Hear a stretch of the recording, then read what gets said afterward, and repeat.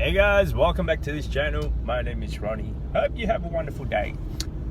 In today's video, I was actually watching a media, I guess. And in this media, in this particular story is looking at all of the people that is actually making profit during this unprecedented time of pandemic when it comes to property. Yeah, some people buy a property within less than a year. They were able to make a huge amount of profit, call it $300,000, $500,000 profit. And now that probably get a lot of people thinking as well. And every one of these people seems to be really happy when they sold the property at the highest, whatever price point it is. For an example would be, let's say if you buy a property at about $1 million or so, you're able to pull out maybe $1.5 million within less than a year or two, because during the pandemic there's a shortage of supply.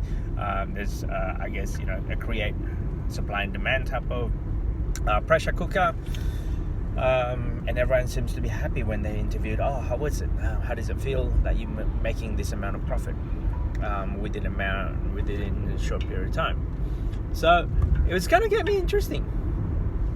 In my mind is this: you're able to sell the property at a profit, okay? Because I went through the same theory base, let's say, because my wife and I, because we're growing a family, we're thinking of selling our principal place of home. Now, if we do sell them at a high profit, the only problem is this: you get an entry at the same dollar figure. Whether you're going to go upsize or downsize, sideways, trading in from 1 to 1, let's say. The only one that is winning, actually, I look at it, it's either if you're in a finance, the finance company will be winning, like the mortgage broker, or if not the mortgage company. They're going to be winning because they're going to discharge your loan and open up a new loan. So that means there's 2 administration fee. There's 2 type of commission. One of them is discharging a loan, and then the other one's opening up a new one. So they're winning. Another one would be the government, because they're paying double stamp duty, let's say. Because when you sell, you're bound to pay taxes as well, and stamp duty, admin costs. So the winner is actually the admin's costs. So just because you're able to make a profit at a higher margin, let's say $200,000 or so, your entry point now is probably about the same, moving from one house to another, unless you're downsizing. If you're downsizing, then yeah, it might be a good idea. That way you have all of this cash that you can do something about it. Having a cash would be a leverage, let's say. Then there's also the other aspect of, what if you're upsizing? So that means you'd be more in debt if you're on a mortgage. So when you go upsizing, that means you need more room. More room bound to be more expensive, unless you're going further and further away from the metro, so Sydney Metro. So there is a few different aspects to it. Just because you see all of these people are getting the hyped up of, whoa, this person, this area has been sold, above market and whatnot. To be honest with you, in a typical month, we receive like a lot of advertisement. Hey, this street is sold for this amount. Because we have a multiple properties or so, and the amount of somehow they're able to track down who is the owner of the property. It's not that hard to actually track down who is the owner, and they target them to see if people are interested to sell. That's what the technique that real estate agents do. Yeah, we've got property that is not even like close by, not even like on a different state even, and they send us a snail mail and advising a record sale happened that was achieved by XYZ real estate agent. If you ever consider of selling, send it to us because we can achieve this, because this happened on this house on this part of the street.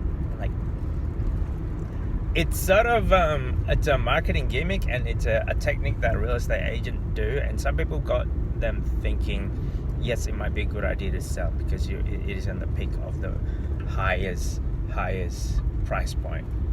Now for me, on the other hand, it's like my strategy is different now, because I'm looking at it, I'll never want to sell.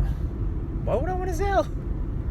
It's prepaid, it's already paid for home. What do I need the money for?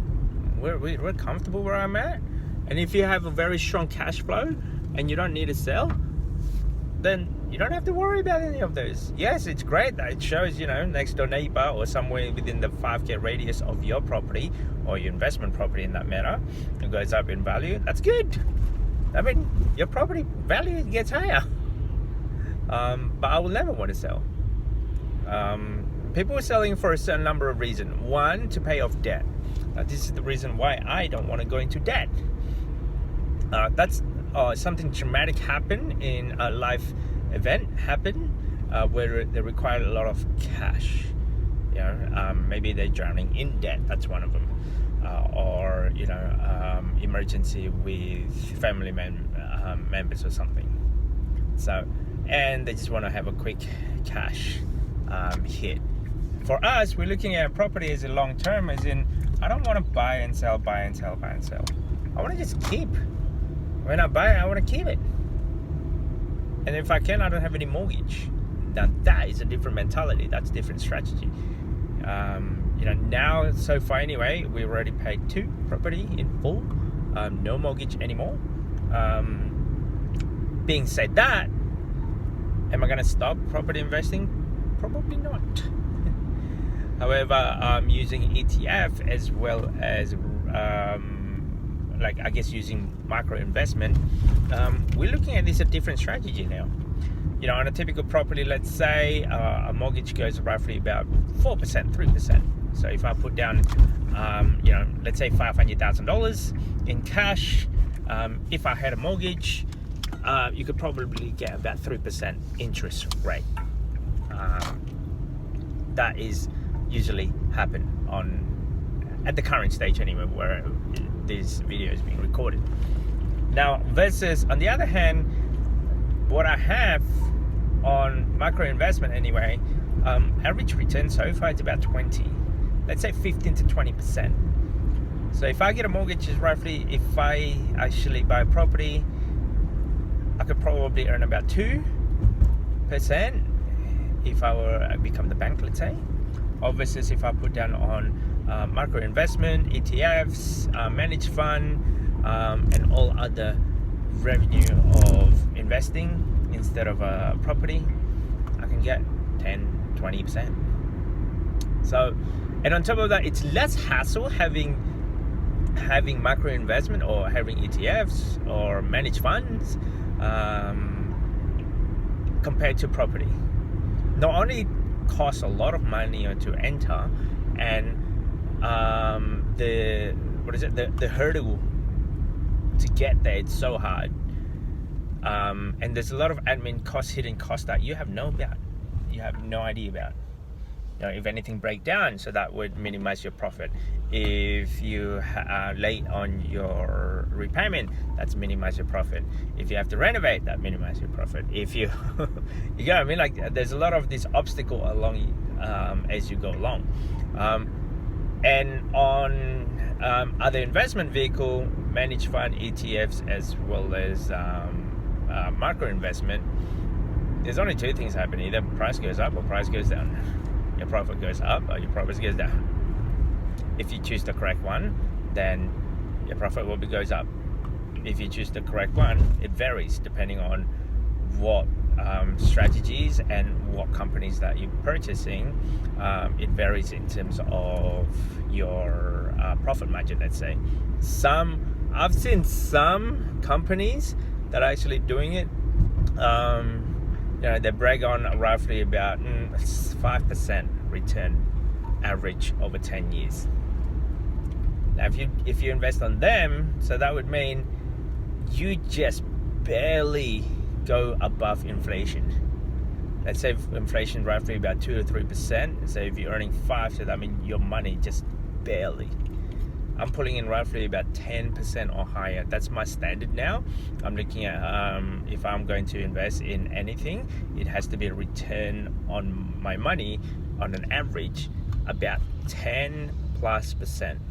Anything above that over, let's say, the course of the lifetime of the product, it's a bonus, but on an average you have to meet minimum, it's a 10 average or higher. So that's just my 2 cents, guys. So don't get hyped up with property. Yes, you see a lot of in the media that record sales goes higher and higher and whatnot, but at the same time be mindful that if you do sell, guess what happened? Your entry point is about the same. Or if not, if you're just gonna park it somewhere at the moment, you're gonna rent for a bit. Sometimes, what if tomorrow it goes higher? What if tomorrow it gets higher and higher and you can't have you can't enter anymore at whatever price point that you're expecting to go in? So yeah. Anyway, that's just my 2 cents. Hopefully that makes sense. Don't forget to subscribe, comment, and I'll see you guys on the next video. Bye.